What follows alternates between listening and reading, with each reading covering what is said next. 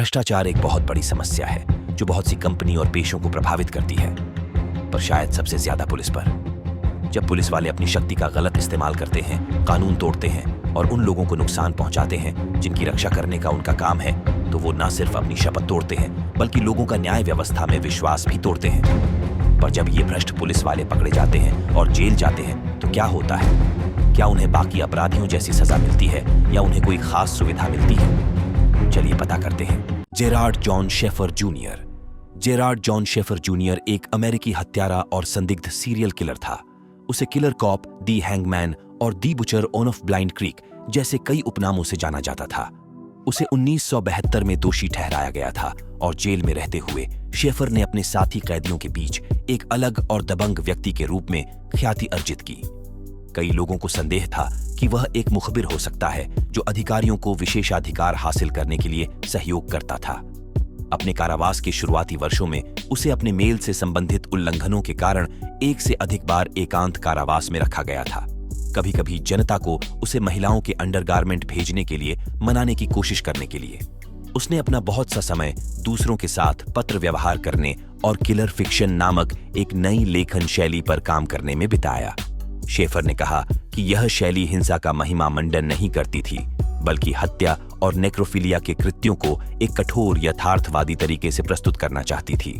हालांकि उन्होंने दावा किया कि ये लेखन काल्पनिक थे। कुछ जांचकर्ताओं का मानना था कि वे उनकी अपनी हत्याओं और हमलों के विवरण शामिल कर सकते हैं। 1983 में शेफर को एवन पार्क सुधार संस्थान में स्थानांतरित कर दिया गया। वहां अपने समय के दौरान उन्होंने अधिकारियों के साथ मिलकर मर्विन एरिक क्रॉस नामक एक पीडोफाइल को दोषी ठहराने के लिए पर्याप्त सबूत इकट्ठा किए। जेल में रहते हुए क्रॉस चुपके से सॉफ्टकोर चाइल्ड पोर्नोग्राफी में शामिल एक अंतरराष्ट्रीय ऑपरेशन चला रहा था। शेफर द्वारा दी गई जानकारी से सिएटल और लॉस एंजल्स में 2 व्यक्तियों की गिरफ्तारी और दोष सिद्धि भी हुई, जिनमें से एक स्कूली शिक्षक था। इस कार्रवाई के परिणाम स्वरूप 4 राज्यों में बच्चों की हजारों अश्लील तस्वीरें जब्त की गईं और क्रॉस को फ्लोरिडा स्टेट जेल में स्थानांतरित कर दिया गया, जहां उसे एकांत कारावास में रखा गया और उसके मेल पर कड़ी निगरानी रखी गई। शेफर खुद अगस्त 1985 में फ्लोरिडा स्टेट जेल लौट आए। जेल में अधिकारियों की मदद करते हुए ऐसा लग रहा था कि कुछ कैदी शेफर को नुकसान पहुंचाने की साजिश रच रहे थे और इसलिए 3 दिसंबर 1995 को शेफर की उसकी कोठरी के फर्श पर चाकू मारकर हत्या कर दी गई थी। बताया गया कि उसके चेहरे, सिर, गर्दन और शरीर पर 40 से अधिक बार वार किए गए थे। उसका गला भी काट दिया गया था। उसकी दाहिनी आंख नष्ट हो गई थी और कई पसलियां टूट गई थीं। एक अन्य कैदी द्वारा कर्मचारियों को उसकी मौत के बारे में सतर्क करने के बाद उसका शव मिला। जेल अधिकारियों और अभियोजकों के अनुसार विंसेंट फॉस्टिनो रिवेरा नामक एक 32 वर्षीय कैदी शेफर की हत्या के लिए जिम्मेदार था। ये कुछ दिन पहले एक डिस्पेंसर से गर्म पानी के आखिरी कप को लेकर उनके बीच हुई बहस के बाद हुआ था। रिवेरा को 1999 में शेफर की हत्या का दोषी ठहराया गया था और उसे 1990 में टाम्पा में एक दोहरे हत्याकांड के लिए मौजूदा आजीवन कारावास और 20 साल की सजा के अलावा 53 साल और 10 महीने की सजा मिली थी। रिवेरा ने कभी हत्या की बात कबूल नहीं की और न ही कोई स्पष्ट मकसद बताया। हालांकि यह संदेह है कि शेफर की हत्या इसलिए की गई क्योंकि उसे जेल का मुखबिर माना जाता था। उसकी हत्या से 1 साल पहले अन्य कैदियों ने उस पर मानव अपशिष्ट फेंककर और 2 बार उसकी कोठरी में आग लगाकर उसे निशाना बनाया था। कथित तौर पर शेफर के वर्गीकरण अधिकारी ने पुष्टि की कि एक सम्मानित और शक्तिशाली कैदी के बारे में अधिकारियों को गोपनीय जानकारी लीक करने के प्रतिशोध के रूप में उसकी हत्या कर दी गई थी। तो शेफर इस स्थिति में कैसे पहुंचा? खैर, अपनी किशोरावस्था तक शेफर ने महिलाओं को नुकसान पहुंचाने की कामुक कल्पनाएं विकसित कर ली थीं। ये कल्पनाएं धीरे धीरे सैडोमासोचिज्म और बंधन के प्रति उनकी रुचि में विकसित हो गईं और खुद को दर्द देने से आनंद प्राप्त करने लगीं। कभी कभी वह ऑन्टोएरोटिक श्वासावरोध के माध्यम से संभोग सुख प्राप्त करने तक महिलाओं के अंडरवियर भी पहनते थे। आमतौर पर इन सैडोमासोचिस्टिक अनुष्ठानों में शेफर खुद को ग्रामीण इलाकों में एक पेड़ से बांध लेता था। 21 जुलाई 1972 की दोपहर को उनके द्वारा किए गए एक अपराध के लिए उन्हें जाना जाता था।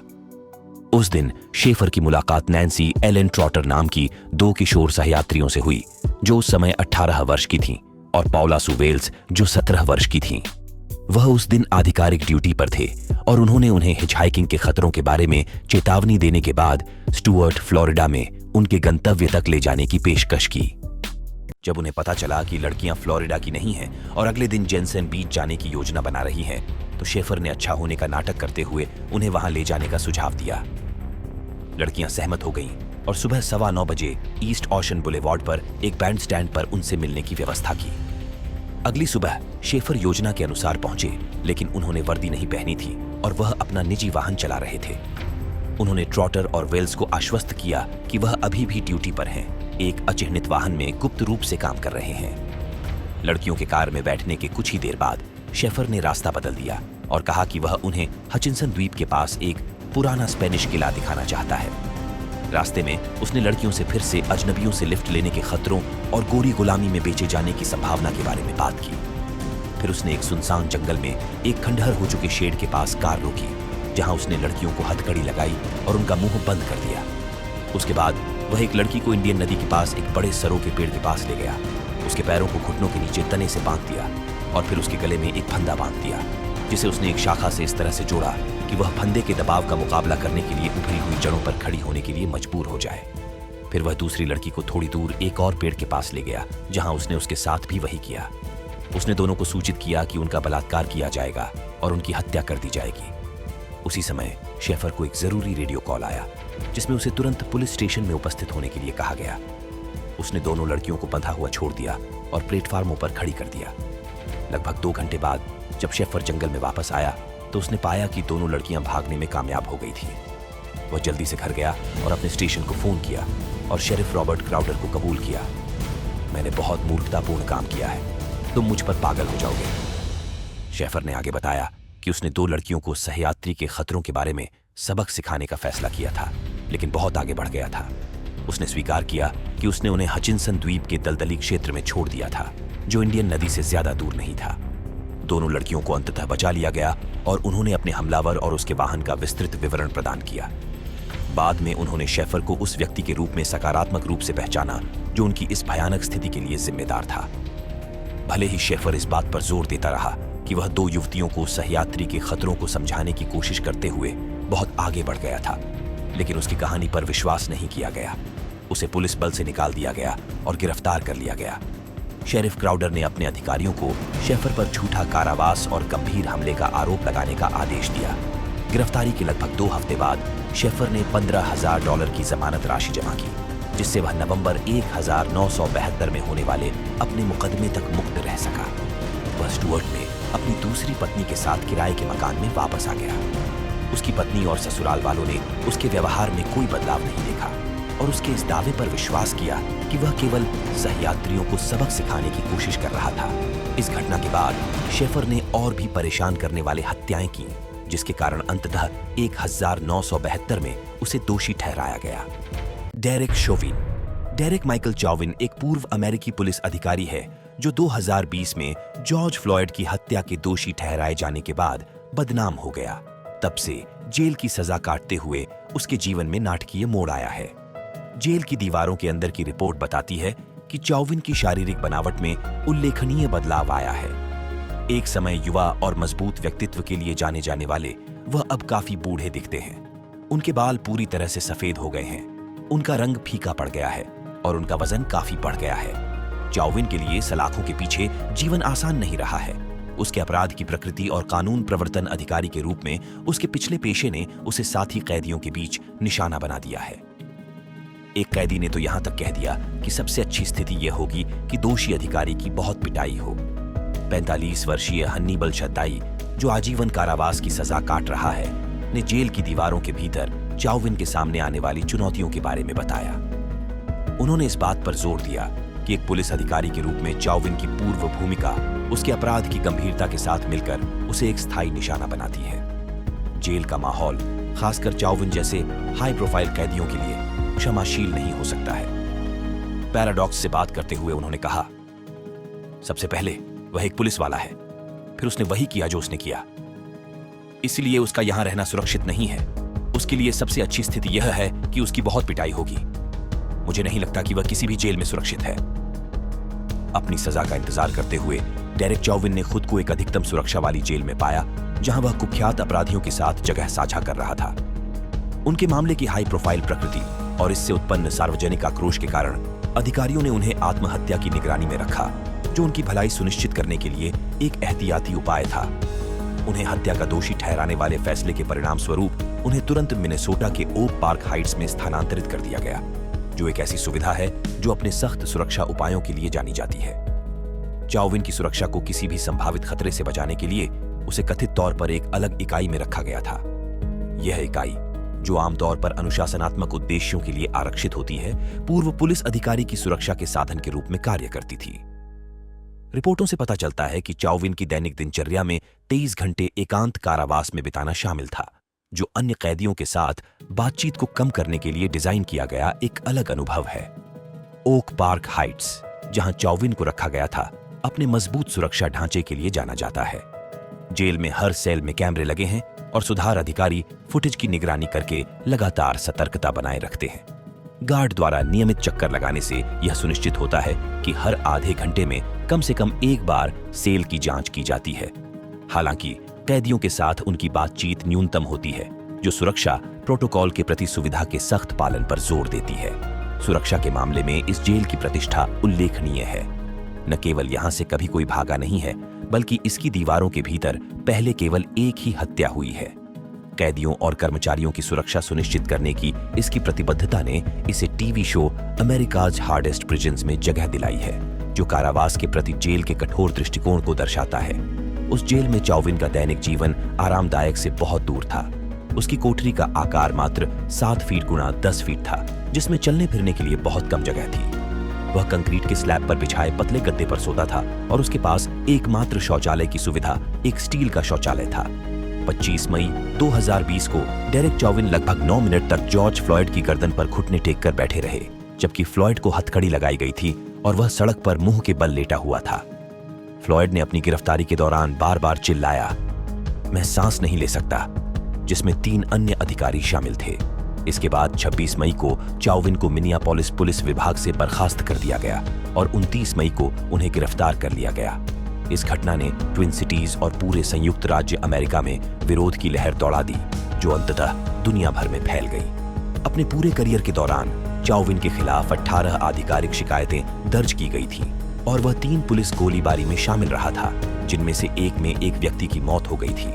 उन्हें कदाचार के लिए 2 बार फटकार पत्र भी मिले थे। 8 मार्च 2021 को जॉर्ज फ्लॉयड की अनजाने में दूसरी डिग्री की हत्या, तीसरी डिग्री की हत्या और दूसरी डिग्री की हत्या के लिए चाओविन पर मुकदमा चला।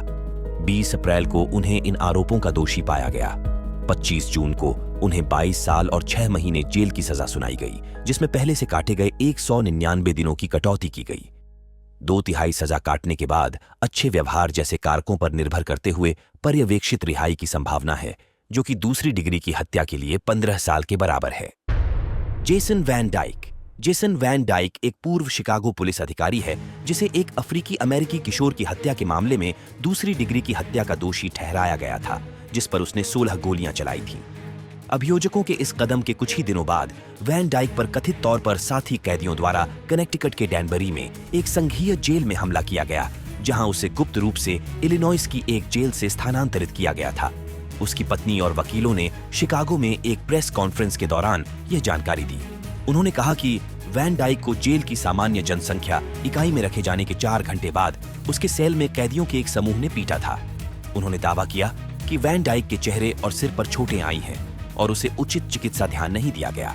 वैन डाइक के वकीलों में से एक, टैमी वेंट के अनुसार, कनेक्टिकट जेल के एक कार्यकर्ता ने उसे फोन करके सूचित किया कि वैन डाइक की सुरक्षा खतरे में है। उसने कहा कि अपने अपीलीय वकीलों के साथ एक कॉन्फ्रेंस कॉल के दौरान वैन डाइक ने यह भी कहा कि उसके सेल में कैदियों द्वारा उस पर हमला किया गया था और उसे अपनी जान का डर था। वेंट ने जेल अधिकारियों पर लापरवाही का आरोप लगाया और मांग की कि वैन डाइक को सुरक्षित सुविधा में ले जाया जाए।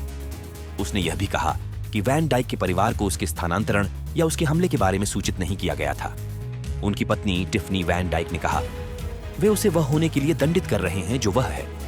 पहले दिन से ही सभी ने यही कहा, यह एक नस्लीय मुद्दा है, यह एक बहुत बड़ा नस्लीय मुद्दा है। उन्होंने मेरे पति को इस तथ्य के कारण नुकसान पहुंचाने के लिए एक जगह पर रखा कि वह एक श्वेत व्यक्ति था जिसने ड्यूटी के दौरान एक अश्वेत व्यक्ति को नुकसान पहुंचाया।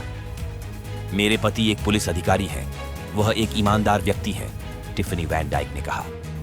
वह हमेशा एक ईमानदार इंसान रहे हैं। ये पहले ही खत्म हो चुका है, उनका मुकदमा हो चुका है, उन्हें दोषी ठहराया गया था। सभी को वह मिल गया जो वे चाहते थे। उन्होंने मेरे पति को अंदर करवा दिया। वह बस इतना करना चाहते थे कि पृष्ठभूमि में समा जाएं, अपनी सजा काटें और अपने परिवार के पास घर आएं। दुर्भाग्य से उन्हें वह अधिकार नहीं दिया जा रहा है। जेसन की समस्याएं 20 अक्टूबर 2014 को शुरू हुईं। उस दिन उसने बताया कि पीड़ित लकवान मैकडॉनल्ड सड़क पर चलते समय अनियमित व्यवहार कर रहा था, चाकू नीचे रखने से इनकार कर रहा था और उसने अधिकारियों पर हमला किया था और इसलिए जेसन ने उसे गोली मार दी। वह घटना जिसके कारण अधिकारी जेसन वैन डाइक द्वारा लकवान मैकडॉनल्ड की घातक गोली मारकर हत्या कर दी गई थी, शुरू में पुलिस द्वारा आत्मरक्षा के मामले के रूप में रिपोर्ट की गई थी। प्रारंभिक आंतरिक पुलिस रिपोर्टों के अनुसार मैकडॉनल्ड अनियमित व्यवहार कर रहा था और उसने अपने पास रखे चाकू को छोड़ने से इनकार कर दिया और मैकडॉनल्ड द्वारा चाकू से हमला करने के बाद ही वैन डाइक ने अपना हथियार निकाल दिया। इन रिपोर्टों के आधार पर शूटिंग को उचित ठहराया गया और उस समय वैन डाइक के खिलाफ कोई आरोप दायर नहीं किया गया था। हालांकि घटनाओं के इस संस्करण का बाद में मुठभेड़ की एक वीडियो रिकॉर्डिंग द्वारा खंडन किया गया, जिसमें दिखाया गया कि मैकडॉनल्ड अधिकारियों के लिए तत्काल खतरा पैदा नहीं कर रहा था, बल्कि गोली मारे जाने पर उनसे दूर जा रहा था। वीडियो से यह भी पता चला कि वैन डाइक ने मैकडॉनल्ड पर 16 गोलियां चलाईं और उसके जमीन पर गिरने के बाद भी गोलीबारी जारी रखी। गोलीबारी का वीडियो एक पुलिस कार के डैशबोर्ड कैमरे में कैद हो गया था, लेकिन इसे 1 साल से अधिक समय बाद तक सार्वजनिक नहीं किया गया, जब एक न्यायाधीश ने सूचना की स्वतंत्रता अधिनियम के अनुरोध के जवाब में इसके खुलासे का आदेश दिया। वीडियो जारी करने में देरी ने पुलिस और शहर के अधिकारियों द्वारा व्यापक आलोचना और कवर अप के संदेह को जन्म दिया। उसी दिन 24 नवंबर 2015 को जब वीडियो जारी किया गया था, वैन डाइक को मैकडॉनल्ड की हत्या के आरोप में गिरफ्तार किया गया था और उस पर प्रथम श्रेणी की हत्या का आरोप लगाया गया था। उनके मुकदमे की प्रतीक्षा में उन्हें शुरू में कुक काउंटी जेल में बिना जमानत के रखा गया था। जेनेडी मिखासेविच। गेनाडी मिखासेविच एक कुख्यात सोवियत सीरियल किलर था जिसे आखिरकार दिसंबर 1985 में गिरफ्तार किया गया। अपने सभी जघन्य कृत्यों से इनकार करने के बाद उसने कबूल कर लिया और उसे मौत की सजा सुनाई गई और 1987 में फायरिंग दस्ते द्वारा मार डाला गया। उसने सेना में सेवा की, जहां उसे हथियारों और हिंसा के प्रति लगाव हो गया। उसने अपनी पहली हत्या मई 1971 में की थी, जब उसने अपने गृहनगर के पास लिफ्ट मांग रही एक युवती का गला घोंट दिया था। बाद में उसने दावा किया कि उसे मारने के बाद शक्ति और संतुष्टि का अनुभव हुआ और उसने अपने अकेलेपन और निराशा से निपटने के लिए अपनी हत्या की होड़ जारी रखने का फैसला किया। बाद में उसने खुद बताया कि हत्या की होड़ तब शुरू हुई जब वह सेना से लौटा तो उसे पता चला कि उसकी प्रेमिका उसे छोड़कर चली गई है और इस बीच उसने शादी कर ली है। मिखासेविच ने ज्यादातर उन युवतियों को निशाना बनाया जो बेलारूस के ग्रामीण इलाकों में अकेले चल रही थीं या लिफ्ट मांग रही थीं। वह उन्हें एक सवारी की पेशकश करता, फिर उन्हें एक सुनसान जगह पर ले जाता, जहां वह उनका बलात्कार करता और उन्हें रस्सी या बेल्ट से गला घोंट देता। फिर वह उनके शवों को पास के जंगलों या खेतों में फेंक देता। कभी कभी उन्हें क्षत विक्षत कर देता या बालियां या अंगूठियां जैसी यादगार वस्तुएं ले लेता। वह कभी कभी उन लोगों को भी मार देता जो उसके अपराध देखते थे या उसे रोकने की कोशिश करते थे। पकड़े जाने से बचने के लिए उसने अलग अलग वाहनों और तरीकों का इस्तेमाल किया और कभी कभी अपराध स्थलों को दुर्घटना या आत्महत्या की तरह दिखाने के लिए मंचन किया। उसने 1971 और 1985 के बीच कम से कम 36 लोगों की हत्या की। हालांकि कुछ स्रोतों का सुझाव है कि यह संख्या अधिक हो सकती है। मिखासेविच का मामला यूएसएसआर में कुख्यात हो गया क्योंकि इससे पता चला कि कैसे भ्रष्ट और अक्षम जांचकर्ताओं ने मामलों को जल्दी और उचित सबूतों के बिना बंद करने की कोशिश की थी।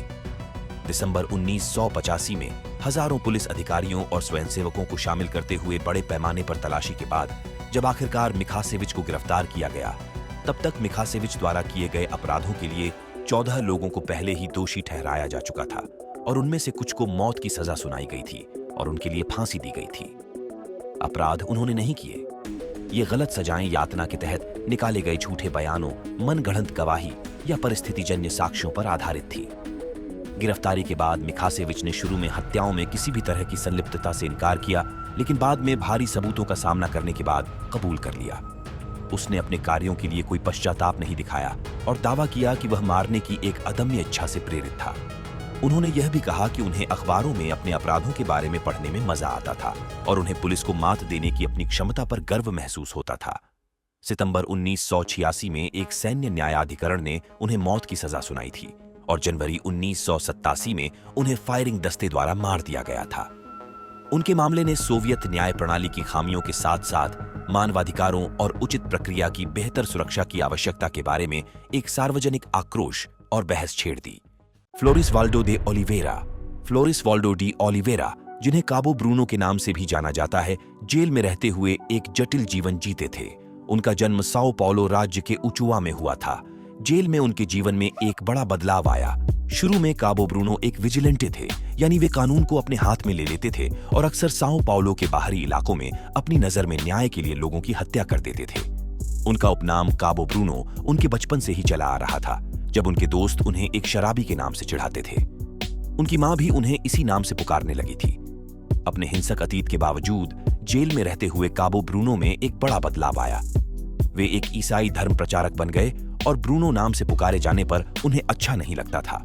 उन्हें पेंटिंग का भी शौक था और 1998 में उन्होंने साओ पाउलो में अपनी तेल और एक्रेलिक पेंटिंग की एक प्रदर्शनी भी लगाई थी। जुलाई 2008 में जेल के एक चर्च में एक पादरी के रूप में काबो ब्रूनो ने एक गृहिणी से शादी की जो जेल में स्वयंसेवा का काम करती थी। उनके कुछ अनुयायी भी थे, जिनमें लिंडेनबर्ग अल्वेज भी शामिल थे। लेकिन वे जेल में कैसे पहुंचे? काबो ब्रूनो का आपराधिक इतिहास उनकी विजिलेंटे गतिविधियों से जुड़ा था और कहा जाता है कि वे नफरत की वजह से लोगों की हत्या करते थे। कुछ लोगों ने बताया कि उन्होंने अपने पीड़ितों को उनके रूप रंग की वजह से भी मारा था। उनके अधिकतर अपराध उनके खाली समय में होते थे, खासकर जबाकवारा जिले में। कुछ लोगों का दावा था कि स्थानीय व्यापारी उनके मुख्य ग्राहक थे, लेकिन काबो ब्रूनो ने इस बात से इनकार किया। काबो ब्रूनो के हमलों में सिर्फ जोस अपारेसिडो बेनेडिटो ही बच पाए थे, जो गोली लगने के बाद मृत होने का नाटक करके भागने में कामयाब रहे। काबो ब्रूनो पर 1982 में हुई कई हत्याओं का आरोप लगा था, जिससे इलाके में दहशत फैल गई थी। काबो ब्रूनो अक्सर अपनी गाड़ियों के रंग बदलते रहते थे, जिससे उनकी पहचान करना मुश्किल होता था। 22 सितंबर 1983 को कोर्ट के आदेश के बाद उन्हें गिरफ्तार कर लिया गया। उन पर 20 से अधिक हत्याओं का आरोप था। कई गवाहों ने उन्हें पहचान लिया, हालांकि उन्होंने शुरुआत में सिर्फ एक हत्या की बात कबूली थी। उनकी दूसरी पत्नी के मुताबिक काबो ब्रूनो का मानना था कि बाकी हत्याओं का आरोप उन पर लगाया गया था, लेकिन उन्होंने उन्हें कबूल कर लिया क्योंकि उन्हें लगा कि इससे कोई फर्क नहीं पड़ेगा। उस समय साओ पाउलो मिलिट्री पुलिस का अनुमान था कि काबो ब्रूनो और कम से कम 12 अन्य पुलिस अधिकारी शहर के दक्षिण क्षेत्र में कई हत्याओं के लिए जिम्मेदार थे। इनमें से कई हत्याएं पीड़ित के रूप रंग के आधार पर की गई थीं, जो काबो ब्रूनो के चरम धार्मिक विश्वासों से मेल खाती थी। एक घटना में उन्होंने एक लड़के की हत्या सिर्फ इसलिए कर दी क्योंकि उसकी कलाई पर एक छोटा सा क्रॉस टैटू था। काबो ब्रूनो के अनुसार किसी भी प्रकार का टैटू अपराध का संकेत था, जो उनके कट्टर धार्मिक विश्वासों के कारण था। जैसे जैसे गैंग की जांच शुरू हुई, यह स्पष्ट हो गया कि संगठन को उच्च अधिकारियों का संरक्षण प्राप्त था। हालांकि लगातार सबूत इकट्ठा करने से अंततः आपराधिक समूह को पूरी तरह से खत्म कर दिया गया। काबो ब्रूनो पर 12 मुकदमे चले और उन्हें 113 साल जेल की सजा सुनाई गई। जेल में रहते हुए काबो ब्रूनो ने 3 बार भागने की कोशिश की। आखिरी बार 30 मई 1991 को वे ट्रेमेम्बे में जोस ऑगस्टो सीजर सल्गाडो जेल से भागने की कोशिश में पकड़े गए। 2009 में काबो ब्रूनो ने अपनी सजा का छठा हिस्सा पूरा करने के बाद एक अर्ध खुली जेल में जाने के लिए आवेदन किया। इसके जवाब में राज्य लोक अभियोजक ने एक आपराधिक मनोसामाजिक परीक्षण शुरू किया, जो 2 चरणों में किया गया। अंततः उनकी अर्जी के समर्थन में अनुकूल सिफारिशें की गईं। उनकी सजा की स्थिति में यह प्रगति आधिकारिक तौर पर 19 अगस्त 2009 को स्वीकृत हुई। एक अर्ध खुली जेल में जाने की अनुमति मिलने के बावजूद काबो ब्रूनो को उसी वर्ष के भीतर अस्थायी रिहाई से वंचित कर दिया गया, क्योंकि उनके भागने के प्रयासों का इतिहास था। इस तरह की अस्थायी छुट्टी के लिए उनकी पात्रता 2017 तक के लिए स्थगित कर दी गई थी। हालांकि 22 अगस्त 2012 को एक अप्रत्याशित मोड़ आया, जब 27 साल जेल में बिताने के बाद तौबाटे अदालत ने उन्हें रिहा कर दिया। उन्हें रिहा करने का निर्णय अभियोजक की राय से मजबूत हुआ, जिसने एक कानून से लिया जो अनुकरणीय व्यवहार वाले कैदियों की स्थायी रिहाई की अनुमति देता है, जो 20 साल से अधिक समय से जेल में थे।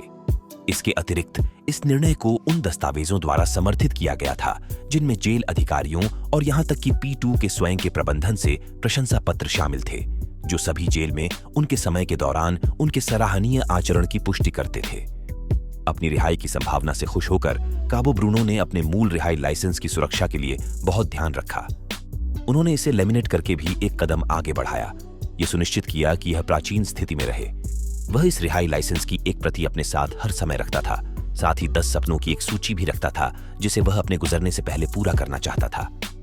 मजाकिया लहजे में उन्होंने बताया कि कैसे पहले भागने की कोशिशों के दौरान पुलिस उन्हें हमेशा पकड़ लेती थी। अपनी रिहाई का परवाना हाथ में लिए उन्होंने मजाक में कहा कि अब उन्हें ऐसा कोई रोक नहीं पाएगा।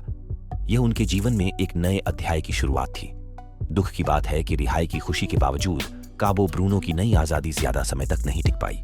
जेल से छूटने के 1 महीने बाद ही उनकी हत्या कर दी गई। 26 सितंबर 2012 की रात को करीब 11:30 बजे जब वे अपने परिवार के साथ अपारेसिडा में चर्च से घर लौट रहे थे तो उन पर हमला हुआ और उन्हें गोली मार दी गई। गवाहों के अनुसार 2 हमलावर पैदल आए और काबो ब्रूनो पर 18 से 20 गोलियां चलाईं। सौभाग्य से उनके साथ मौजूद उनके रिश्तेदार इस हमले में बच गए।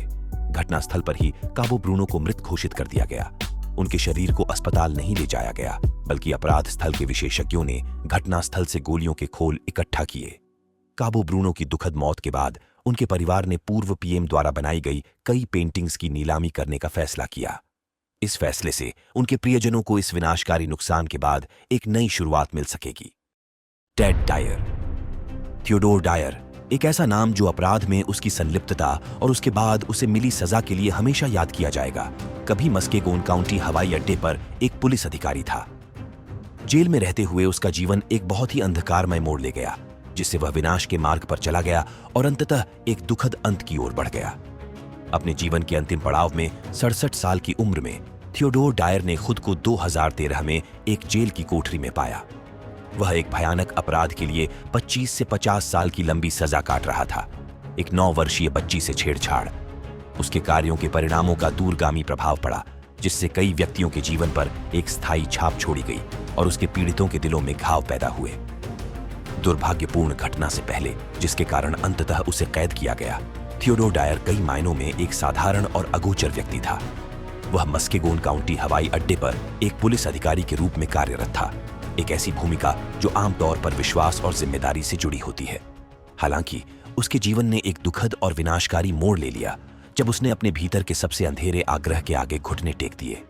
पीछे मुड़कर देखें तो पीड़िता की मां मैरी को डायर की अपनी पहली छाप स्पष्ट रूप से याद थी। उसने कहा, मुझे उसके बारे में चिंता करने का कोई कारण नहीं था। ये शब्द उस चौंकाने वाली सच्चाई के सामने आने से पहले कहे गए थे। मैरी अभी भी उस दिन को याद कर सकती थी जब वह और उसकी 9 साल की बेटी 2012 के अप्रैल में थियोडोर डायर के घर के बगल में स्थित एक ग्रैंड हेवन अपार्टमेंट में रहने चली गई थी। डायर के साथ अपनी बातचीत के बारे में मैरी ने टिप्पणी की, उस दिन से हम रोजाना बात करते थे। उसने आगे बताया, उसकी और उसकी प्रेमिका के कभी बच्चे नहीं हुए, इसलिए उन्होंने मेरे बच्चों को गोद ले लिया। मुझे लगता है जो शुरू में एक दोस्ताना संबंध लग रहा था, वह एक भयावह और परेशान करने वाला मोड़ ले गया। जून 2013 की घटनाओं ने मैरी और उसकी बेटी की जिंदगी बदल दी। एक शाम मैरी की बेटी थियोडोर डायर के अपार्टमेंट में थी। देर रात होने के कारण मैरी को अपनी बेटी की चिंता हुई और अंदर से एक अजीब सी आवाज आई कि उसे अपनी बेटी को देखने जाना चाहिए। वह बिना दरवाजा खटखटाए जल्दी से अपार्टमेंट में गई। डायर के बेडरूम में जो नजारा उसकी आंखों के सामने आया वह बहुत ही भयानक था। थियोडोर डायर उसकी छोटी बेटी के साथ दुर्व्यवहार कर रहा था। मैरी ने तुरंत बेडरूम का दरवाजा बंद किया, अपनी बेटी को उठाया और अपने अपार्टमेंट में वापस भाग गई। उसने अपनी बेटी से डरते हुए पूछा, क्या उसने वह किया जो मैंने देखा? उसकी बेटी का दर्द भरा जवाब हाँ था, जिससे उसकी आशंका सही साबित हुई। उस पल मैरी की दुनिया टूट गई। उसने बिना किसी देरी के 911 पर कॉल किया और मदद मांगी। इसके परिणाम स्वरूप डायर को गिरफ्तार किया गया और बाद में उसे दोषी ठहराया गया। जो सच सामने आया उसका पड़ोस पर गहरा असर हुआ। यह भी पता चला कि ऐसा पहली बार नहीं हुआ था। मैरी ने याद करते हुए बताया, उसकी बेटी ने मुझे कभी नहीं बताया, लेकिन उसने जासूस को बताया कि ऐसा तीसरी बार हुआ था। डायर की हरकतों ने एक मासूम बच्ची पर गहरे जख्म छोड़ दिए थे। थियोडोर डायर को 25 से 50 साल की जेल हुई थी। करीब 10 महीने बाद सैगिनो करेक्शनल फैसिलिटी में उसकी कोठरी में एक भयानक और हिंसक घटना घटी। स्टीवन डी सैंडिसन ने उसकी हत्या कर दी।